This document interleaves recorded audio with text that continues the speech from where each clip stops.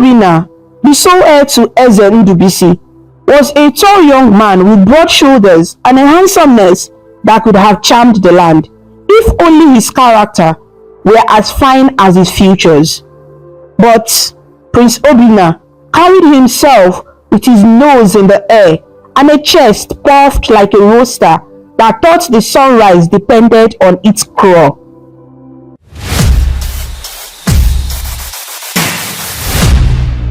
Once upon a time, in a beautiful and ancient kingdom of Ndike, there lived a people blessed by the gods with fertile lands and clear rivers.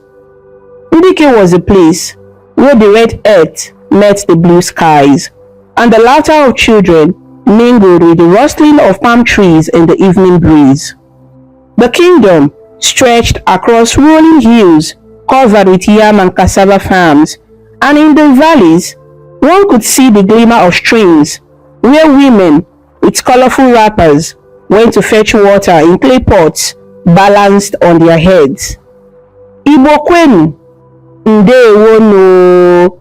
The people of Ndike would greet each other warmly, inviting harmony and community spirit. The heart of the kingdom was its bustling central village square, Ilo, surrounded by clusters of mud brick huts with thatched roofs. Each compound had an obi, a white hut, where families gathered to share stories and break kola nuts with visitors. Bright uli murals decorated the walls of some homes, intricate patterns painted by talented maidens during festivals. In the mornings, the crow of roosters blended with the distant beat of the ikoro, the great talking drum that conveyed messages across villages. Fireflies danced above the grasses, and elders sat under the ancient Odala tree, telling folktales to wide-eyed children. Ndike was a kingdom alive with traditions and rich culture. They celebrated lively festivals. The New Yam Festival, where the first yams of harvest were offered to Ani, the earth goddess, and the Mawu masquerades came out to dance in vibrant costumes. The aroma of roasting yams, spicy ofensala soup, and freshly tapped palm wine filled the air during such times. Drummers played the ogene gong and the pot drum, while dancers swayed in unison, their waist beats clinking. It was a land where the old ways were respected, where proverbs dropped from tongues like ripe palm fruits from a tree, each one carrying wisdom for those who cared to listen. In this flourishing kingdom of Ndike, among the ordinary folk and wise elders, there also lived royalty. The people were ruled by Eze Ndubisi, a king known to be kind but aging, and under his reign the land had peace. His palace stood at the far end of the market square, a grand compound with high mud walls, guarded by carved wooden gates. Within, there were courtyards, and one could glimpse the king's Ikenga statue and the elephant tusk he blew during ceremonies. The palace was the pride of Ndike, shining with bronze ornaments and the red caps of titled men who advised the Eze.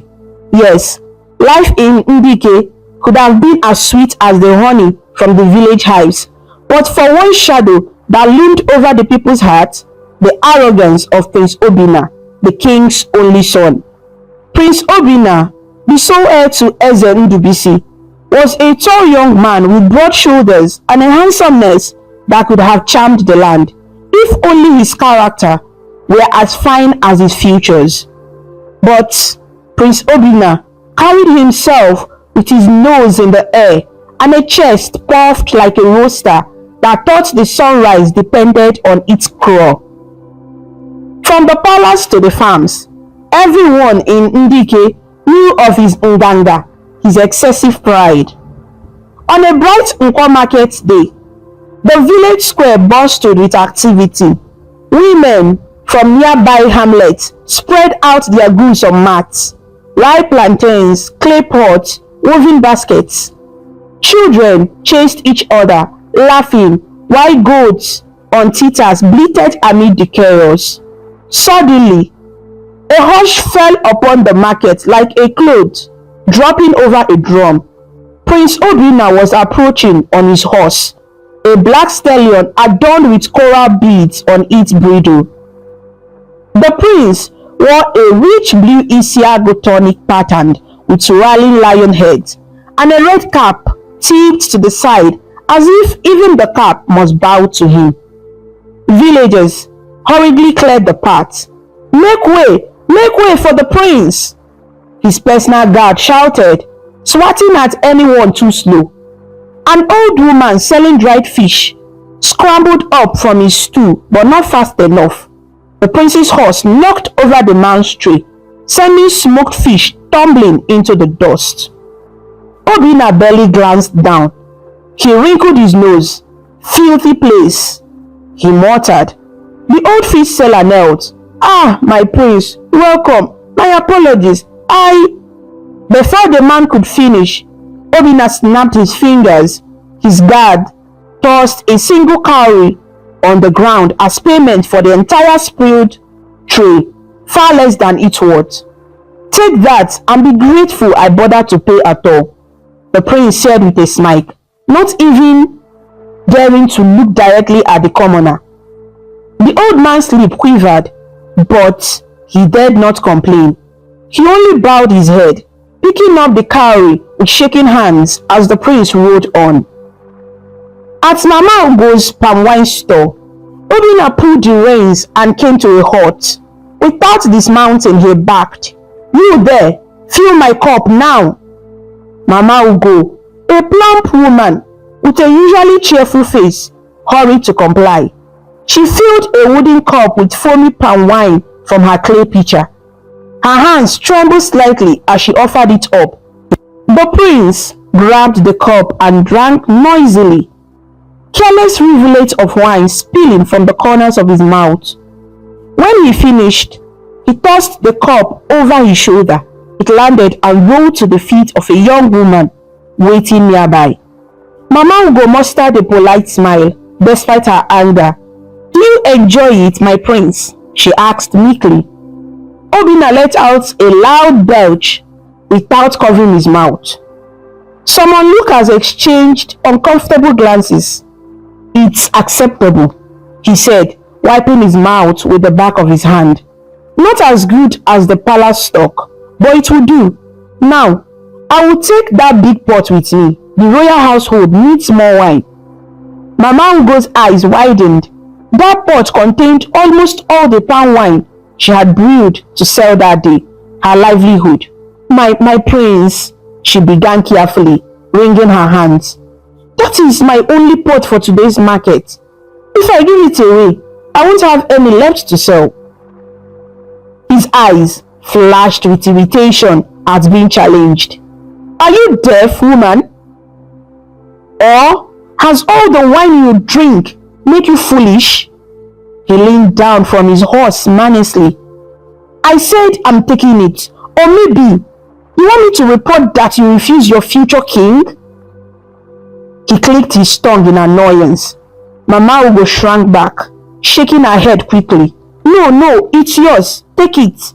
I am grateful you want my humble wine," she stammered, blinking back tears of frustration. Prince Obinna snorted. He motioned to his guard, who hefted the heavy clay pot from the store. "Good. Next time, have 2 pots ready. One for me, one for the rest of these peasants," Obinna said with a cruel grin. He spurred his horse forward, turning back to the main path. In doing so, he nearly collided with 2 small children chasing a raffia ball across his way. The horse roared up, and one child, a little boy, fell in the dirt directly under its flaying hoofs. The crowd gasped in horror. With surprising agility, Obinna halted the horse and swooped down to grab the frightened boy by one arm, yanking him up to safety. But instead of gentle words, the prince shook the crying child and scolded him at the top of his voice. "Stupid boy, who taught you to run in front of a horse, eh? If I hadn't been generous enough to catch you, your head would be flat like a pumpkin by now," he barked, giving the boy a tiny shake for emphasis. The boy wailed in terror, tears and dust on his face. The child's mother, who had been selling bean cakes nearby, rushed forward and immediately fell to her knees. She pressed her forehead to the ground in front of the prince's horse. "Forgive him, my prince, Biko. He is my only child. Please, my prince," she begged. Obinna released the boy none too gently. He practically dropped the boy back into his mother's arm. "Then, teach him some sense," the prince snapped. "Next time, I won't be so kind." The mother kept her eyes down and nodded rapidly, clutching her sobbing son tightly. "Yes, my prince. Thank you, my prince. God will bless you for your mercy, my prince," she babbled in relief. He scoffed, already moving on. "If I want the gods' blessings, I will ask them myself," he said, flicking his wrist dismissively. Prince Obinna urged his horse to a trot and continued through the market, leaving a trail of anxious silence in his wake. As soon as the prince had passed out of earshot, low murmurs rose like buzzing bees among the traders. Market women shook their heads and clicked their tongues in disapproval. One old farmer, who had witnessed everything, muttered to his neighbor, "This prince, his head is too strong. He walks as if the ground is lucky to touch his feet." His neighbor, a bent-backed weaver, sighed. "True, he doesn't remember that a child who dances with arrogance today will dance in tears tomorrow. Power-drunk people never think tomorrow can be different." By a roasted yam store, a few others gathered to vent hushed voices. A man with a face shiny from sweat slammed his palm against his thigh in anger. "Sophia, can you imagine? Taking Mamugo's whole pot of wine just like that. Who does he think he is?" A woman selling tomatoes balanced a basket on her hip and replied, "Who else? The prince that will be king. He thinks that means he owns all of us and our property too." Nearby, an elder named Mazi Okafo tapped his walking stick on the ground for attention. He spoke in a low, warming tone. "My people," he said, "have you not heard what our ancestors say? When a deity becomes too troublesome, we show it the wood it was carved from. If this our prince continues this way, one day he will meet someone or something that reminds him he's just a man, not a god." The others nodded. "You see what I mean?" In agreement at the elder's proverb laced warning. Another added under her breath, "The fly that refuses advice follows the corpse into the grave. Pride goeth before a fall." Let's just hope we won't all suffer too much before that day comes. A younger man interjected with a nervous chuckle, scratching his head. Despite their complaint, no villager dared stand up to Obinna openly. The prince had a long memory for perceived slight and the power to make life miserable for anyone in Ndike. He could have the guards seize a person on a whim, throw them into the palace jail on false charges, or levy heavy fines of cowries that would ruin a family. So the people of Ndike swallowed their anger like a bitter herbal brew and carried on, praying silently that someday the gods of fate would teach the arrogant prince a lesson. One of the onlookers that day was a young maiden named Adeze, the daughter of a local hunter. Adeze had been standing at a store nearby, and her blood had been boiling as she watched the prince's display of arrogance. She was of average height, but strongly built from years of helping on her father's farm, with strong arms and the posture of someone unafraid to carry heavy loads. A red wrapper was tied firmly around her waist, and she balanced a calabash of fresh okra on one hand, but her other hand had called into a feast at Prince Obina's behavior. As the prince rode off and the hushed complaints began, Adaeze could hold her anger no more. She slammed her calabash down on the nearest table with a thud, causing a few okra pods to tumble out. "This is too much," she exclaimed, not bothering to lower her voice. "How can a person do this kind of thing and go free every time, eh? It's unfair." Her older brother Ikenna was beside her, a muscular young man who had inherited their father's height and strength. Ikenna quickly reached out to grasp Adaeze's arm. His eyes darted around in panic to see if anyone important overheard her outburst. "Adaeze, keep your voice down," he hissed under his breath. "Do you want the guards to hear you and drag you off?" Adaeze yanked her arm free, chest heaving with righteous fury. "Let them hear. What I said is not a lie," she shot back, though she did lower her tone slightly. "Every market day, it's the same story. That prince will just be doing anyhow, taking things, insulting elders, terrorizing children, and everybody will just be quiet and taking it." She gestured towards Mama Ugo, who was wiping her eyes with the edge of her headscarf while staring at her empty store. "Look at that. Just look at that. You left her with nothing for today. Is that no wickedness?" Ikenna's face was green. "It is," he agreed quietly. "But what can we do? You know nobody can touch the prince. Even Papa says we should endure. The man get power." Adaeze clicked her tongue against her teeth, a sharp sound of frustration. "So we will just fold our arms and watch him continue like this? One day he might do something even worse." She bent to pick up the spilled okra from the ground, her hands trembling, not from fear, but from the urge to march straight to the palace and give the prince a piece of her mind. Her brother knelt to help her gather the vegetables. "Nne, calm down," Ikenna whispered. "I don't like it either, but remember what happened to Okechi." Adaeze paused, jaw tight. Of course she remembered. Okechi, a hot-headed youth from their village, had once shouted at the prince to stop whipping a villager's cow on the road. In response, Prince Obina's guards beat Okechi in the open square and dragged him to the palace prison. The boy had limped out days later, a shadow of himself, and hadn't spoken of what he suffered inside those cell walls. Since then, fear had kept others silent. Adaeze took a deep breath, steadying herself. "I remember," she said softly, anger turning to resolve. "But it still doesn't make it right." She straightened up, balancing the calabash on her hip. "Someone needs to teach that proud peacock a lesson, one he will never forget." Ikenna gave her a wary look. "Ada, be careful." "Which someone are you talking about?" "Certainly not you. Don't even think about it," he warned, wagging a finger at her.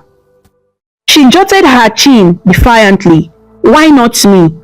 He nearly dropped the pile of okra he had collected. "Ha! Will you keep quiet?" She whispered, eyes wide. "What do you mean? Why not you? Are you a warrior? Do you have an army?" Adaeze folded her arms.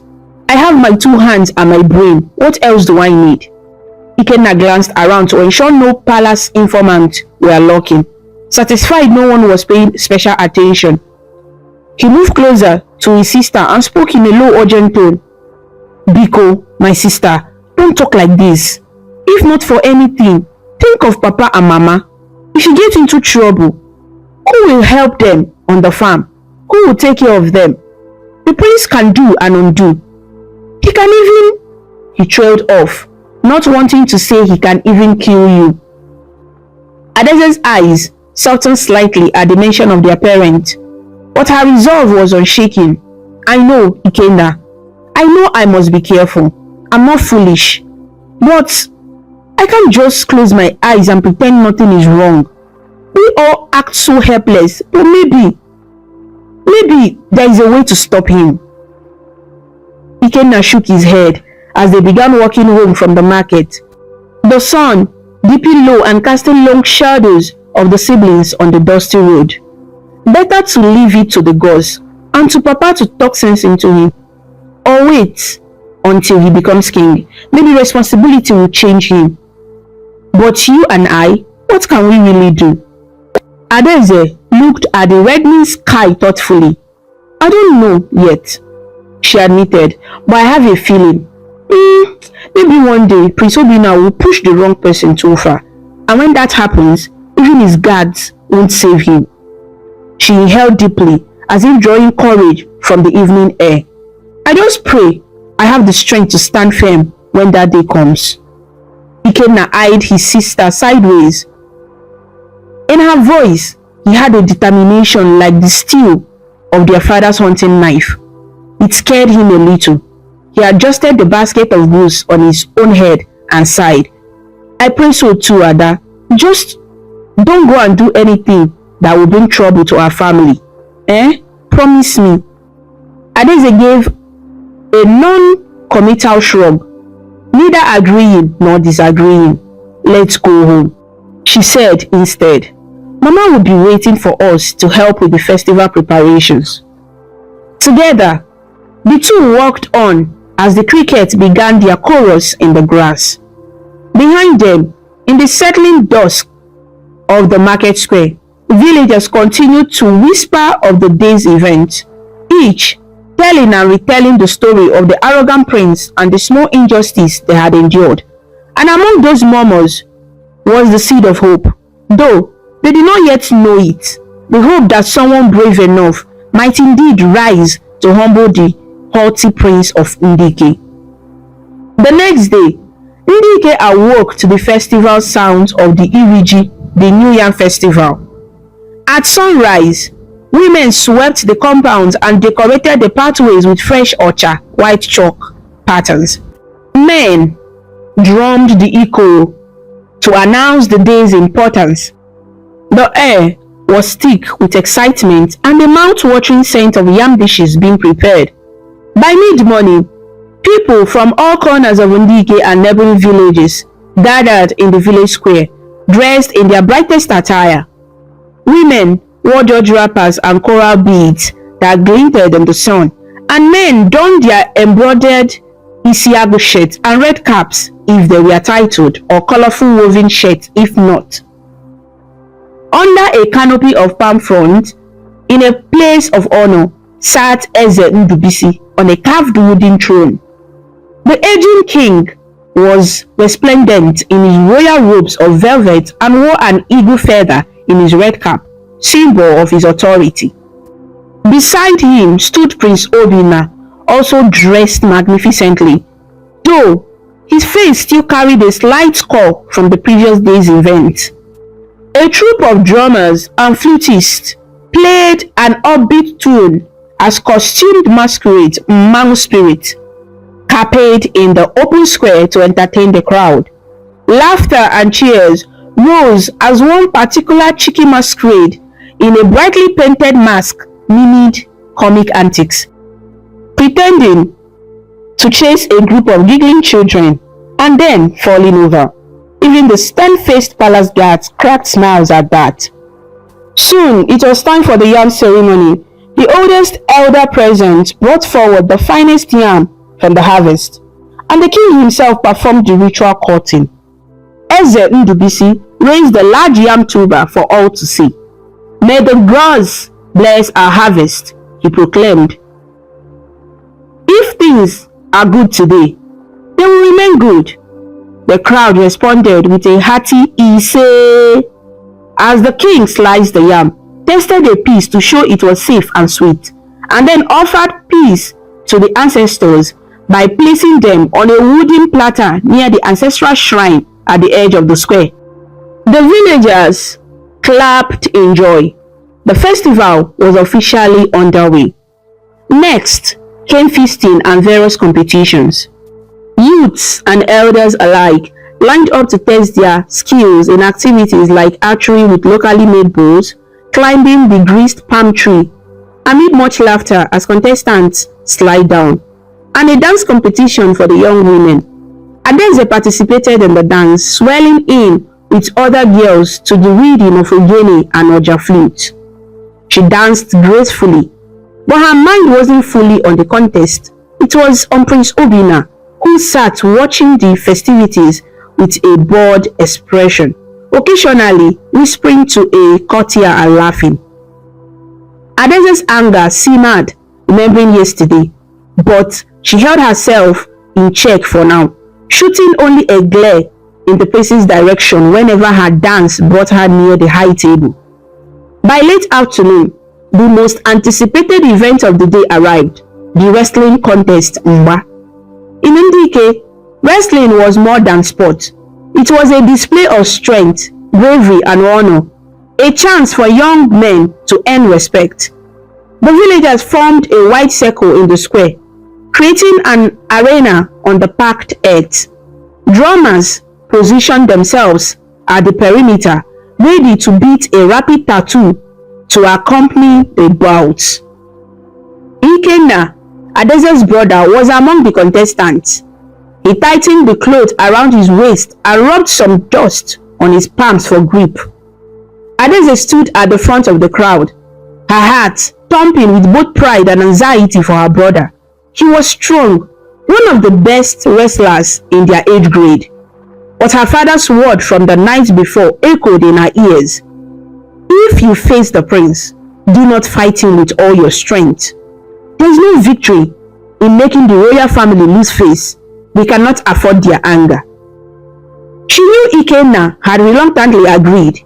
Their father had made it clear that no matter what, they must avoid shaming Prince Obinna publicly. Still, as the wrestling commenced, Adeze silently prayed for her brother's safety and perhaps a silver of courage to do the right thing. The first matches began. Two young men at a time stepped into the ring to grapple, each trying to throw the other to the ground. The crowd cheered and whooped with each dramatic lift or flip. In one bout, Ikenna faced a challenger from a neighboring village, a burly youth with arms like tree trunks. They circled each other warily. Suddenly, with a swift move, Ikenna lunged low and caught the other fellow by the legs, hoisting him up. The drums thundered in excitement. The opponent wriggled mightily, nearly breaking free, but Ikenna let out a shout and spun, using the man's momentum to send him sprawling onto his back in the dust. The crowd exploded in cheers at Ikenna's victory. Adeze jumped up and punched the air happily. "Well done!" she yelled, beaming with pride as her brother helped his defeated opponent up with a sportsman handshake. Even Prince Obinna grudgingly nodded at that display of skill, though a flicker of envy passed over his face as the villagers chanted Ikenna's name for a moment. Several more matches went on, with winners taking turns against new challengers. At last, it seemed clear to all that the strongest wrestler of the day were Ikenna, and by his only insistence, Prince Obinna. As royalty, Obinna was not originally slated to compete with commoners, but he has stepped forward with a cocky grin. What is a festival without your future king proving his strength? He had declared. Many suspected the prince just wanted another chance to flaunt his prowess. Whispers ran through the crowd as Prince Obinna entered the circle, tying a cloth tightly around his waist. Some villagers looked uneasy. Who would dare to truly wrestle the prince and possibly throw him to the ground? It was a delicate situation, but Ikenna, being the crowd favorite and undefeated so far, was expected to face him. The air felt thick with tension as Ikenna stepped forward to meet the prince in the arena. Adeze felt her throat tightened. She caught Ikenna's eyes briefly. He looked calm, but she knew him well enough to sense the hesitation in his stance. The two young men faced off. Prince Obinna, taller and beefier, flexed his arms and smiled. "I hope you are ready to bow, Ikenna," he said under his breath, as only Ikenna could hear. I wouldn't want to embarrass you too quickly in front of your people. Ikenna said nothing, merely set his jaw and spread his arms in the wrestler's stance. A drum beat signaled the start. They clashed in the center, each gripping the other's shoulder and pushing. Testing strength, Ikenna managed to hook a foot behind Obinna's leg, trying to upset his balance. But Obinna was quick to recover, twisting mightily and nearly wrenching Ikenna's arm in the process. They broke apart and circled. The crowd was quieter than before, unsure how to encourage. Some clapped to the drum, others murmured prayers. Adeze's nails beat into her palms as she watched. At one point, Ikenna gained an advantage. He locked his arms around Obinna's torso from behind and with a burst of effort lifted the prince off the ground. Gasps rose. He could throw the prince now and win. Adeze's heart leaped into her mouth. But in that split second, she saw Ikenna falter. His eyes flickered towards where the king sat, and perhaps, remembering their father's warning, his grip slackened over so slightly, enough that Prince Obinna took advantage. With a growl, Obinna elbowed Ikenna hard in the side and broke free. In the next move, Obinna swept his leg and hooked Ikenna's knee, then heaved forward with all his might. Ikenna lost his foot, and to Adeze's horror, her brother went crashing onto his back with the prince atop him. The drummers immediately struck a triumphant beat and a few people cheered, but it was a hesitant celebration. They had all seen that critical moment when Ikenna hesitated. It did not matter, though Prince Obinna jumped up, raising his arms as if he had single-handedly conquered a tiger. He basked in the obligatory applause that grew louder when the king himself clapped approvingly. Two guards helped a bruised Ikenna to his feet. The prince strutted around the king, chest heaving and face gleaming with sweat and pride. Adeze's face burned with indignation. She rushed to Ikenna's side and wiped some dust from his back. "Brother, why did you hold back? You had him," she whispered fiercely, pain in her voice. Ikenna winced, both from the body ache and the shame of betraying his own skill. "Ada, leave it," he whispered. "It's better this way. Don't make a scene, please." But Adeze could not. Not this time. Something in her snapped like a dry twig. She turned away from Ikenna and faced the praying prince, who was taking in the adulation of the crowd. It made her sick how everyone was clapping, pretending the match was a fair win just to suit the prince's ego. She took a bold step forward out of the crowd before Ikenna could stop her. In a voice louder than she knew she had, Adeze shouted, "Why are you all clapping?" The drumming faltered and died. A stone silence fell. All eyes turned to the young woman who dared question this spectacle. Adeze's heart hammered, but she swallowed her fear and went on, her voice clear. "We all saw what happened," she cried, pointing an accusatory finger at Prince Obinna. "That was no victory." Ikenna spared the prince. He let him win. A collective gasp rippled through the crowd. It was as if lightning had struck in their midst. Prince Obinna froze, his arms still raised overhead. Slowly, he lowered them, disbelief and rage contorting his face. What did you say?" he snarled, taking a step towards Adeze. Adeze felt Ikenna tugging desperately at her arm, but she shook him off and stood her ground. Her legs trembled, but she lifted her chin. "I said you did not truly win," she repeated. "You boast and strut around, but everyone here saw that my brother could have beaten you if he hadn't held back out of respect. You would be the one eating dust right now." The crowd was deathly quiet. Many mouths swung open in shock. Some elders looked at each other nervously, and a few women covered their faces, not wanting to watch what would surely happen next. No one had ever spoken to the prince in that manner publicly, especially not a young woman. Prince Obinna's cheeks flushed a dark red. and a vein throbbed at his temple. For a second, he was struck dumb by the sheer audacity. Then he exploded. "Guards!" he bellowed, voice cracking with fury. "Seize her! Seize that girl at once!" At his command, two palace guards in red tunics lunged forward, spears in hand, towards Adaeze. Ikenna immediately moved in front of his sister protectively. "No, please," he cried out, holding his arms wide. "She didn't mean it. Ada, apologize now," he begged. Adaeze's mind whirled. Fear like a cold claw gripped her insides at the sight of the armed guards rushing her way. This wasn't how she imagined things. Her anger had just burst forth uncontrollably. But she refused to cower now. Instead of apologizing, she shouted to the prince above the chaos. "It's the truth, and you know it. Arrogant man, you can silence me, but you can't change the truth." The guards reached Adaeze and roughly grabbed her by the arms, yanking her away from Ikenna. The crowd stared uneasily.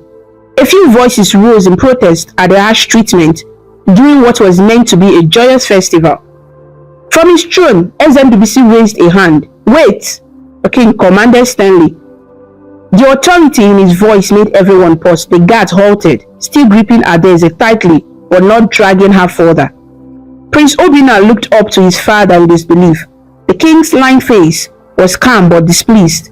"My son," the king said, addressing Obinna in front of everyone, "remember where we are. This is a day of celebration, not violence. Release the girl.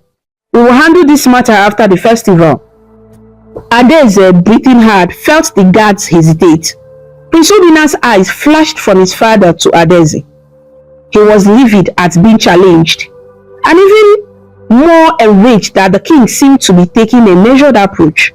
"Father, she insulted me. She insulted the royal family," he shouted, almost incoherent with anger. "I cannot let this go unpunished. If we don't make an example of her, everyone will think..." "Obinna," the king's voice was sharp, now a warning.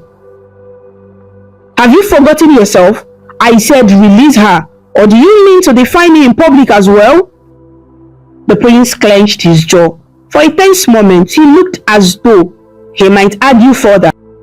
But the weight of protocol and the murmuring crowd held him.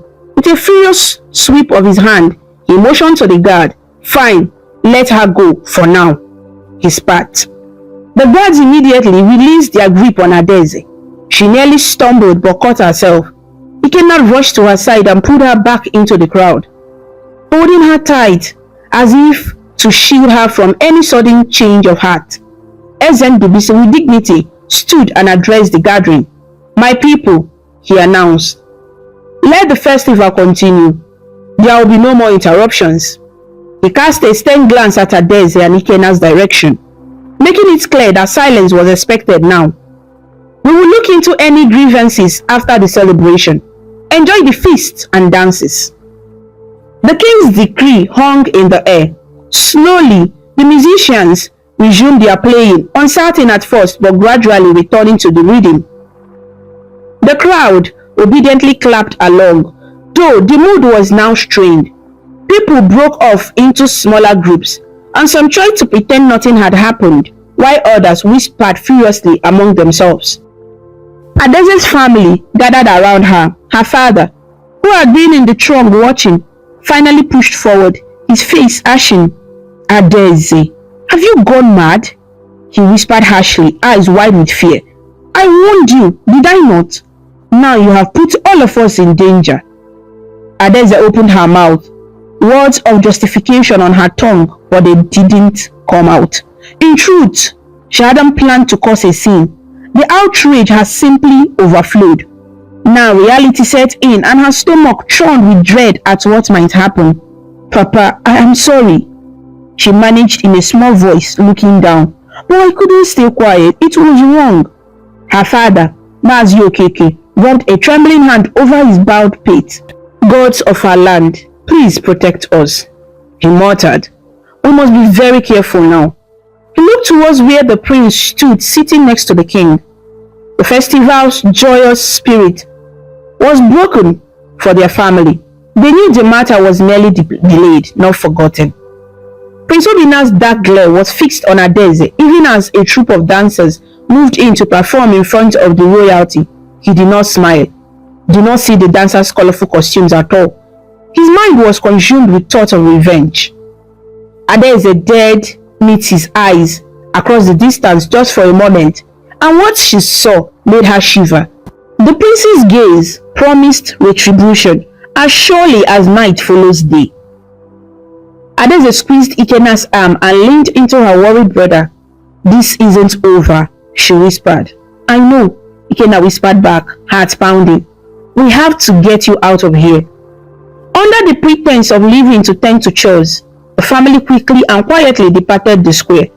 Adaeze kept her head down, avoiding further attention, but she could feel many eyes following her.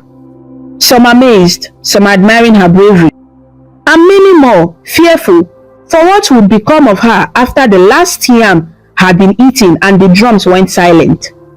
That night, a heavy unease settled over Adaeze's household.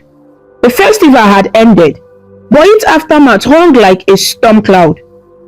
Adaeze's mother quietly wept as she cleared up the evening meal, and her father paced the courtyard with a lantern, peering nervously at every distant shuffle of shadows. They had doused the cooking fire earlier, hoping to make their compound appear dark and empty. Inside the small hut, Adaeze sat by the door, gripping a sturdy ogele staff in her sweaty palm. Ikena was beside her, a protective arm around her shoulder. No one in the family expected Prince Obina to swallow the day's humiliation without retaliation. Outside, a chorus of crickets sang and the moon cast a pale light over the village path. Adaeze's heart thudded in her chest, but her eyes were fierce and determined. In the quiet of that tense night, she had made a plan. She knew that if the prince came, he would likely come with guards, and if they took her by force, she might never have a chance to stand up to him again. Her only hope was to outsmart him on her own terms. Earlier, under the guise of fetching water, Adaeze had slipped away with Ikena to the edge of the nearby forest where her father often set animal traps. There was an old pit trap covered with palm fronds and soil, which her father used to catch bush pigs. By moonlight, the siblings walked swiftly to reinforce it, digging just a little deeper and sharpening a few stakes at the bottom, not to kill, but enough to startle and hold a large catch. Adaeze's arms ached as she hauled off excess dirt. Ikena silently assisted despite his misgivings. He knew better than to try to dissuade her now. The fire in Adaeze's eyes was the same their mother had whenever she was fiercely resolved. They camouflaged the pit with a fresh lattice of palm leaves and a thin layer of loose dirt. When it looked as undisturbed as the surrounding forest floor, Ikena wiped his brow. "Ada, I hope we are doing the right thing," he whispered, anxiety heavy in his voice. Adaeze squeezed his hand briefly. "Go home and keep Mama calm," she replied in a low voice. "I will handle this, just trust me." "No, I won't leave you here alone," Ikena protested quietly. "If they come, at least let me face them with you." Adaeze managed a small sad smile. "This is my fight, big brother. You have done enough by helping me with the trap. If the prince catches us both, who will take care of our parents?" She gently touched the bruise on Ikena's arm from the wrestling. "You have already been hurt once today because of him. I can't let you risk more. Biko, go back." Reluctantly, Ikena obeyed. He knew Adaeze well enough to realize she wouldn't back down. "Be careful," he urged, before melting into the shadows towards their compound. "If anything happens, make the house call. I will be listening." Adaeze nodded and watched him disappear. Then, she crouched behind a thick shrub, a short distance from the hidden pit, and waited. It did not take long. As the moon climbed higher, casting silver beams, between the forest leaves, Adeze heard footsteps on the path. Two figures emerged from the gloom. Prince Obinna, holding a flaming torch high in one hand, and a single palace guard armed with a spear. They were moving cautiously, trying to be quiet, but on a still night, the crunch of dry leaves under their feet was unmistakable. Adeze's pulse quickened when she saw them. She pressed herself lower, steadying her breath. Prince Obinna's voice floated through the night air, low and cold. "She lives around here, doesn't she? That loudmouthed girl, Adeze." He practically spat her name. The guard answered softly, "Yes, my prince. This is the path behind her family's compound." They had indeed gone first to her home. Finding it dark and seemingly empty, they likely assumed she had fled into the forest, and they assumed correctly that she might be hiding nearby. Adeze realized with a mixture of fear and relief that the prince had only brought one guard, perhaps to keep this revenge mission secret and swift. From her hiding spot, Adeze watched them approach. In the flickering torchlight, Prince Obinna's face looked set in a ferocious scowl. He had not even changed out of his festival clothes, though now the fine garments were crumpled and dusty from his trek. The guard looked around warily, evidently uneasy about hunting a girl in the dark forest at his prince's behest.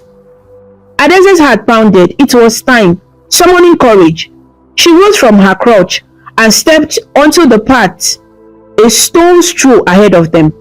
The flicker of the torch immediately illuminated her form. "Looking for me, my prince?" Adeze called out, injecting a taunting lilt into her voice that she did not truly feel. Inside, her stomach was doing flips, but she kept her chin high. Prince Obinna and the guard halted in surprise. Obinna's eyes narrowed to slits as he recognized her. "You," he growled. "You have saved me the trouble of tearing apart the whole village to find you." Adeze forced a laugh, letting it echo through the trees. "Find me? It looks like I found you instead." She took a step backward, deliberately positioning herself nearly to where she knew the hidden pit lay a few paces behind. "What are you doing, creeping around at night? Shouldn't a prince be asleep on his sick bed?" Obinna's nostrils flared. "How dare you?" he snarled. "After the embarrassment you caused me today, you still have the nerve to speak?" The guard shifted uneasily. "My prince, careful. She might have others nearby." He peered into the darkness around, but Adeze knew the majority of villagers wouldn't dare involve themselves. It was just her, and hopefully Ikenna listening in the distance. Prince Obinna sneered. "I don't care if she has the whole village. One girl cannot harm me." He tightened his grip on the torch and tossed it aside onto the ground, freeing his hands. The flame licked at some dry leaves, but it was still a small fire, casting jumping shadows. "I'm going to enjoy teaching you a lesson with my bare hands, Adeze." He pronounced her name like a curse. "Maybe I will drag you back by your hair and throw you in the dungeon till you learn to respect your betters." Adeze felt a flash of real fear at those words, but swallowed it down. She put on a brave face and gave a short. "Respect? A true leader earns respect. He doesn't bully it out of people." She shot back. "You think throwing me in a cell will make anyone respect you? They will only hate you more." That hit a nerve. With an inarticulate yell, Prince Obinna lunged forward. "Seize her!" He backed at the guard. The guard dashed toward Adeze, but this was exactly what she had anticipated. Adeze turned on her heel and sprinted into the thicker woods, deliberately leading them towards the trap site. She was swift, feet familiar with every root and stone on the path. The two men crashed after her, the guard in front and the prince close on his heels.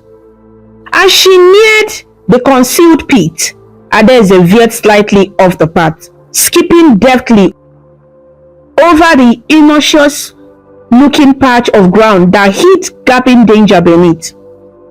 In the dark, the guard did not see the change in the terrain. There was a sudden crack of snapping wood and a terrifying yell. The guard vanished as the earth opened beneath him. He had stepped directly onto the trap's weak covering. With a whoosh, he fell into the pit. His cry cut short by a thud and a splash of muddy water at the bottom. Prince Obinna skidded to a halt just in time, teetering at the edge of the newly revealed hole. His guard had fallen onto the stakes with a glancing blow and landing in a pool of collected rainwater and leaves. Likely bruised and winded, but alive, the guard groaned from below. "My leg! Ah, my leg!" Obinna barely spared him a glance. His eyes were wild, trying to track Adaeze, who had disappeared into the shadows beyond the pit. Adaeze circled quietly around behind a tree, waiting. The prince's chest heaved as he shouted, "Coward! Coward! Is this your plan? Traps in the dark?" Adaeze took a breath and stepped out from behind him, on the opposite side of the pit. "Coward! You came stalking me at night. 2 against 1, and I am the coward," she exclaimed, throwing his words back with a bold laugh. "Who is hiding behind guards now, my prince?" Prince Obinna spun to face her voice, fury contorting his features. In his blind anger, he forgot caution. "I will kill you with my own hands," he roared, and charged straight at Adaeze, leaping over the corner of the pit to close the distance. This was the final moment Adaeze had prepared for. As Obinna lunged, she sidestepped lightly and swung out her ogele staff with all her strength at his calves. It connected solidly. With a loud oof, the prince lost his balance mid-strides. The momentum carried him forward, right over the edge of the gaping pit where his guard had fallen. Prince Obinna let out a startled shout as the ground disappeared beneath him. He fled, trying to grab hold of something, but it was too late. The mighty prince of Ndike tumbled into the trap. There was a tremendous splash and a clatter as Obinna landed in the muddy pit beside his guard. Adaeze had intentionally not placed deadly spikes where she anticipated the prince would fall. She wanted him humiliated, not dead. But the drop alone was enough to knock the wind out of him. For a few seconds, there was silence below, except for the sloshing of water and sputtering coughs. Adaeze approached carefully and peered over the rim of the pit, keeping a safe distance. The dim glow of the discarded torch cast some light into the hole. There was Prince Obinna, waist deep in filthy water, his splendid festival attire soaked and smeared with mud. He was on his hands and knees, gasping for breath, looking less like a fearsome royal and more like a drenched cat. The guard was beside him, clutching his own ankle in pain. Adaeze couldn't help it. A tiny grin tugged at her lips. It was a sorry sight, truly. But after all the suffering he had caused others, seeing the prince wallowing in the mud felt like justice. She planted her feet and called out, "Not so mighty tonight, eh, my prince?" Her tone was mocking, but there was relief in it too. Her risky plan had worked. Obinna lifted his head at the sound of her voice. His crown, which he must have stubbornly kept on for the hunt, was gone, likely bobbing in the murky water. His face was a mask of shock and outrage.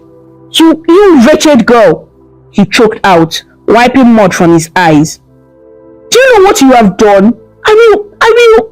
He tried to find purchase on the sleek, earthen walls of the pit, but each attempt to stand made him slip back on his knees. He was effectively trapped, at least for the moment. "You will what?" Adaeze replied sharply. "Have me flogged? Throw me in jail? Kill me? From down there?" She snapped her fingers. "Face it, Obinna. Right now, you can't do anything." The guard groaned again, attempting to stand on one leg. "My prince, I'm hot, my leg." He sounded pitiful and frightened. Obinna angrily shoved the man off. "Shut up, useless," he barked, his temper flaring at the wrong target in his humiliation. The guard cowered, holding his tongue.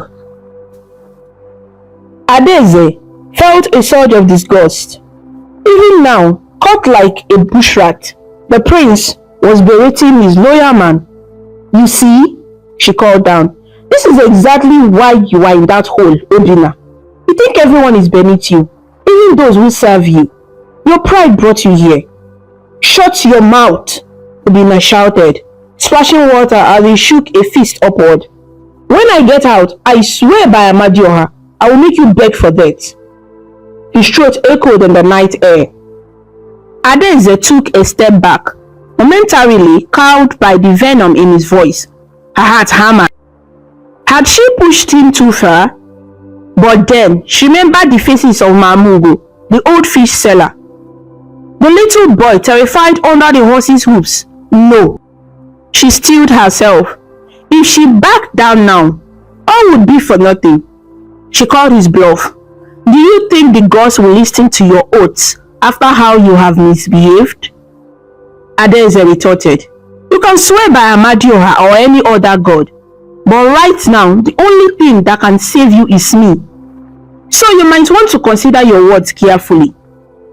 She squatted near the edge, still beyond his reach, and looked down at him with boldness. "Prince Obinna, future king of Ndike, look at yourself. All your life, nobody has dared stand up to you. You take what you want. You hurt who you want. And you think there will never be consequences." Her voice was steady, each word falling like a stone into the pit. "Well, tonight, here you are. You have fallen into a trap of your own making, in a way. You thought you were invisible, untouchable. I am just a common girl, but I defended you without any magic, without any soldiers.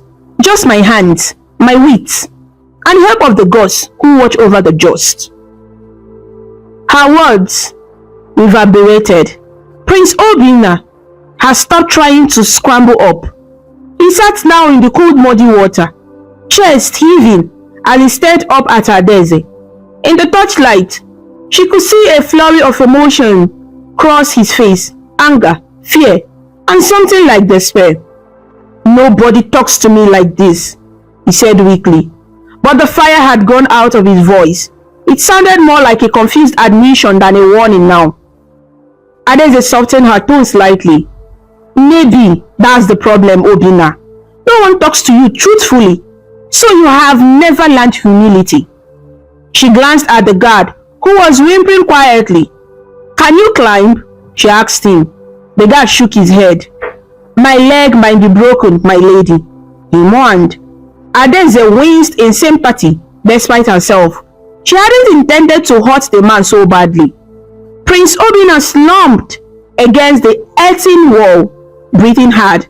Adaeze could see the fight slowly draining out of him as reality set in. He was beaten by a girl at that, and utterly at her mercy. The night was still and quiet except for their labored breath and the distant hoot of an owl. After a long pause, the prince spoke, and this time his voice cracked, not with rage, but something almost like panic. What do you want?" he asked. "Is it money? Is that it?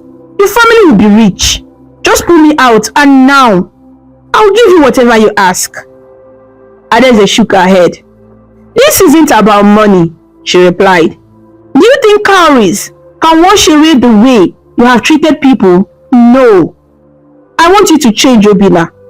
I want you to become a leader worth respecting, or at least to stop terrorizing the people who will one day rule."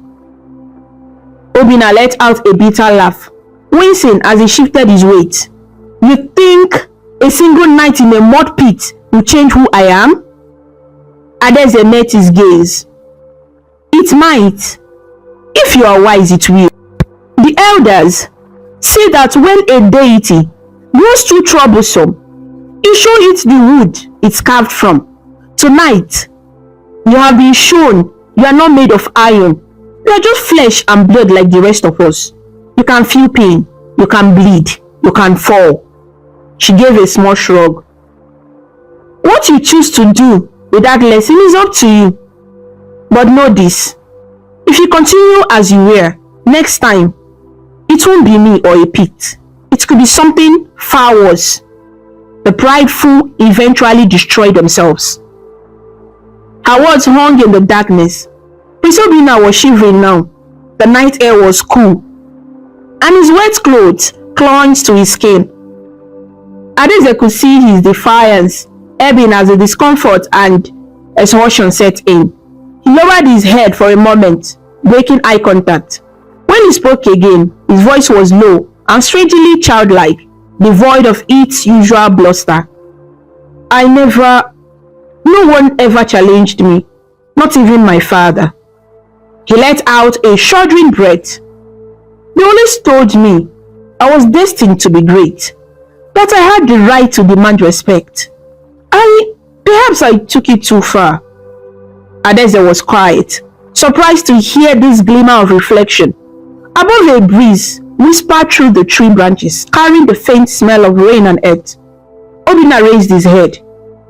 His face was still smeared with mud, but in his eyes the anger had given way to something new, regret and pleading. "Get me out," he said hoarsely. "Please, Adeze." It was the first time she had ever heard him say please to anyone. Adeze felt a small swell of triumph at that word, but she kept her face neutral. "If I get you out, do you promise that neither I nor my family will face punishment? And not just that, you will stop tormenting the villagers. No more taking what isn't yours. No more insulting and beating for your amusement." Prince Obinna hesitated only a second. I swear it, on my honor, on my life." There was desperation in his voice. "Just get me out of here." She believed him, at least. She believed that he meant it right now. Whether he would hold to it tomorrow or next week would be for the future to tell. But one thing was clear, he had been humbled. Adeze gave a short whistle, the call of a night owl, to signal Ikenna, hoping he was still nearby. Within a minute, her brother emerged from the darkness, carrying a long coil of rope from his shoulder. He had been hiding at a distance, listening and ready. Together, Adeze and Ikenna secured the rope to a sturdy tree trunk. Adeze tossed the free end down into the pit. "Tie this around your arms," she instructed the prince. Obinna obeyed without a word. Fumbling with the rope around his chest, he helped secure the injured guard as well, looping the rope for them both. "Hold tight, we are pulling you up," Ikenna called. He and Adeze dug their feet in and heaved on the rope. The prince, to his credit, tried to scramble with his leg against the wall to assist despite the slipping mud. With much grunting and effort, and no shortage of mud smeared on Adeze's hand, they managed to haul the prince and his guard up out of the pit one after the other. Prince Obinna collapsed on solid ground, breathing hard. The guard crawled away from the hole and lay on his back, groaning softly. Adeze and Ikenna were panting too, the exertion leaving them winded. For a long moment, none of them spoke. The prince sat there in the dirt and dead leaves, catching his breath. Adeze stood a couple of paces away, alert in case he tried any sudden move, the staff still in her grip. But Obinna did not reach for a weapon or call out in anger. Instead, he slowly got to one knee, then the other, and then, astonishingly, he bowed his head deep towards Adeze. It was not quite a full kowtow, but from a prince, it was shocking enough. Adeze's eyes widened in disbelief as she realized he was showing her respect, maybe even gratitude. "Adeze," he said quietly, his voice raw, "you have humbled me. I cannot pretend I will forget this humiliation, but I also cannot ignore the truth in what you have said."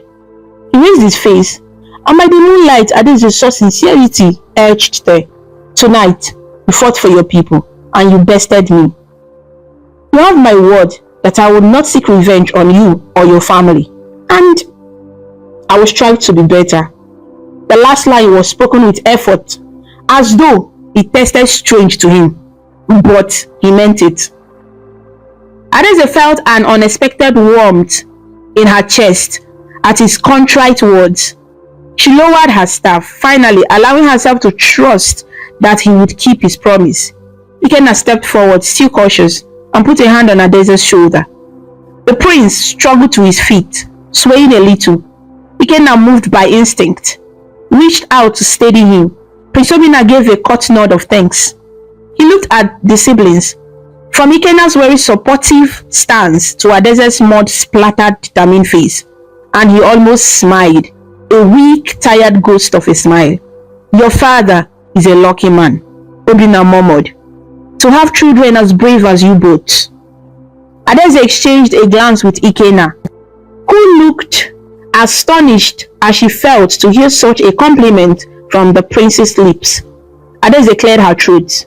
It was mostly my doing, she said, not to brag, but to ensure blame fell on her alone. My brother only helped because I asked. Prince Obinna raised a hand gently. I'm not looking to blame anyone anymore. I gave my word. He sighed and looked around at the dark trees. We should leave this place. My guard needs attention. Ikenna moved to the injured guard, helping the limping man stand and leaning him against his shoulder. The guard was too frightened and pained to object. Adeze retrieved the prince's fallen torch, which had mercifully extinguished itself before causing a forest fire. She used a flint stone from her pocket to reignite it and handed it to Obinna. The prince accepted it with a quiet "Dalo, thank you." Another unprecedented word from him. Slowly, the odd quartets made their way out of the forest. A muddy, chastened prince lightened the way. A farm girl turned unlikely heroine by his side, and behind him Ikenna, half carrying the hobbling guard. They emerged onto the moonlit path near Adeze's compound. The village was silent. Only the distant barking of a dog indicated anyone still awake. At the entrance to Adeze's compound, Prince Obinna stopped. It would not do for them to be seen together like this, he knew. He turned to Adeze and Ikenna. His eyes, usually haughty and distant, were now level and acknowledging. Go home. Your family will be worried, he said softly. Rest easy. I will keep my promise. Adeze nodded. Good night, Prince Obinna. She hesitated, then added sincerely, May the gods guide you towards the right path. Obinna took that without offense. Good night, Adeze. He shifted his weight and glanced at the guard. And thank you for pulling me out.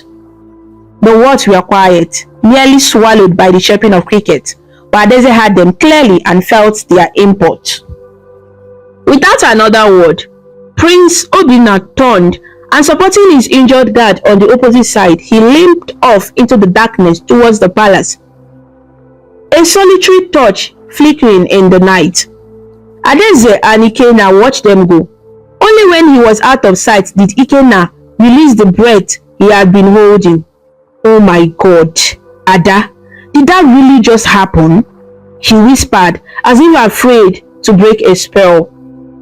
Adeze felt suddenly light-headed with relief. She let out a shaky laugh. Yes, brother, it did. They entered their compound to find their father and mother rushing out to meet them, both anxious and confused from hearing bits of commotion.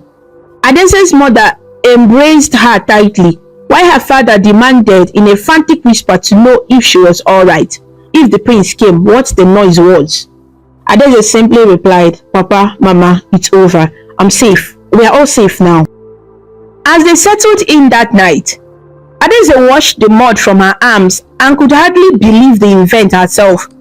She peered out of the small window of their hut at the starry sky and whispered thank you to Hachi, her guardian spirit, for protection. In her heart, she hoped that Prince Obinna's transformation would last beyond tonight. The dawn of the next day broke over Ndike with golden rays of sun, and life went on. Word spread in whispers that something strange happened in the night. The prince had returned to the palace in disarray, and there were rumors of him being injured or taught a lesson, but no one knew the full truth outside those involved.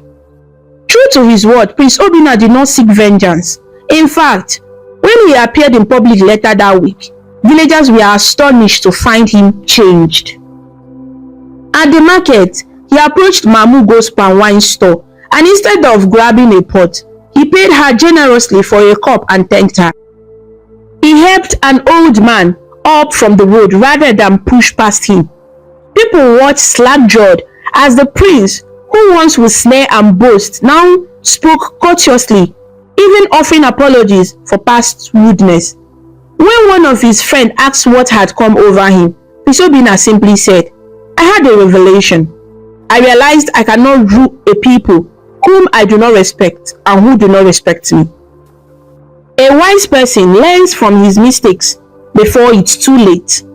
The villagers marveled at this newfound wisdom, not knowing the full tale of the mud-filled night that sowed its seed. As for Adaeze, she returned to her normal routine of farm work and chores, content to keep the events of that night mostly to herself. Only her family and a few close friends knew her role in the prince's sudden humility, and they swore to keep it secret for her safety. But it was hard to hide the pride shining in their eyes when they looked at her. Adaeze, the brave maiden of Ndike, had done what no warrior or elder had achieved. She had humbled the arrogant prince. In the evenings, when children of Ndike gathered under the Udala tree to hear folk tales, a new story began to be whispered among them, of a fearless young woman who stood up to tyranny and changed a prince's heart. They did not mention names, but everyone knew who the story was about. Adaeze would blush and slip away whenever she overheard the children mimicking, "Hold your ear and say, 'I am sorry,' in a playful manner." Prince Obinna, for his part, became quieter and more thoughtful after that night. He often sought counsel from the elders and even from Adaeze's father, Mazi Okeke, who was known for his wisdom in the community. Little by little, trust was built. By the time Eze Ndubisi passed the mantle of leadership to his son a few years later, the people of Ndike had come not only to accept Obinna, but truly respect him. They knew him as a man who had tested humility and had emerged better for it. One bright morning, some months after the festival, Adaeze was tending the goat behind her compound when she heard an unfamiliar yet gentle voice call from the gate. "Is this the home of Adaeze, the daughter of Okeke?" Frowning in curiosity, she stepped out to the front yard and was astonished to find Prince Obinna, simply dressed in a cotton tunic without any guards or royal airs, standing there with a basket full of fresh yams and fruits. It was an unprecedented gesture from the prince. "These are for your family," he said with a warm smile, extending the heavy basket towards her. "A small token of appreciation. For the yams I denied you all at the festival, and for other things." Adaeze's mother, peeking from behind the door, nearly fainted at the sight of the prince acting as an errand boy, but Adaeze quickly recovered and welcomed him, taking the basket with a respectful bow. Their eyes met briefly, and in Obinna's gaze, she saw not pride, but gratitude and perhaps a hint of friendship. The prince didn't overstay his welcome. He left as humbly as he came, true to his new character. As he departed, he said softly to Adaeze, "I haven't forgotten who opened my eyes. I don't think I ever will." Adaeze watched him go with a gentle smile, feeling hopeful that his words were true. Though the kingdom of Ndike found a new balance. The arrogant prince was arrogant no more, thanks to the courage of the brave maiden. Their story became legend, told in many versions. Some said that Adaeze was a spirit in disguise, sent to temper the prince. Others insisted Obinna fell in love with the maiden who bested him. Whenever the elders told that romantic version, Adaeze and Obinna both would chuckle and shake their heads, though neither outright denied the special bond they had formed in adversity. All agreed on the lesson. The dance a child knows is what he dances in the public square. Prince Obinna had learned a new dance, one of humility and kindness, and he danced it proudly as he led Ndike to a prosperous future. As the sun set each day over the red clay hut and lush green fields of Ndike, Adaeze would often find herself gazing at the horizon, amazed at how fate had unfolded. She remained ever vigilant, knowing that life is full of twists and turns, and indeed, beyond the peaceful borders of Ndike, new adventures and challenges were brewing, waiting for the humble king and the brave maiden to face together.